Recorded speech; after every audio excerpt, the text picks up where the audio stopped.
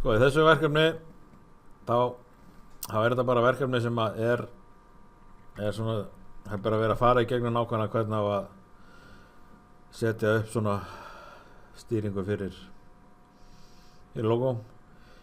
Þið kunnið hérna mjög margt í þessu núna og þeirra sem að þið kunnið alveg forrita hérna og allt þetta, gera ákveðna hluti.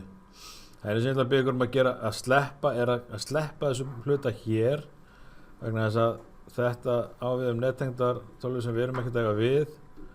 Þið notið bara þennan glugga sem að þið hafi vanist að nota.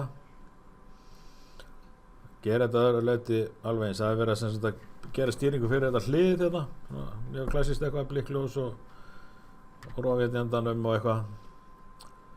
Hér er aðeins að útskýra hvernig tölvan er svona verið að fara hérna í gegnum það eitthvað. Gluggana hérna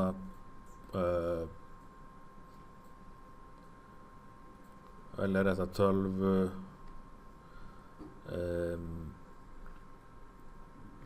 skrifa hérna inn í input output names, setja það sem sagt allt inn. Hér er hérna talið upp það sem að þið notuð, aðeins einhver útskýringar á því, spurning að missamt hvað þurfa að vera að skoða það mikið. Síðan kemur alveg lausn á verkefninu fyrir ykkur. Þannig að það er rauninni verið bara að fara í gegnum það hvernig maður á að setja upp svona verkefni á réttan hátt allum. Þannig að það sé allt rauninni rétt gert. Og þið sjá að þetta er nú frekar svona, þetta er rauninni frekar lítið verkefni og tekur ekki langan tíma. Hér er aðeins verið að tala um hérna að birta texta á hérna skjánum sem að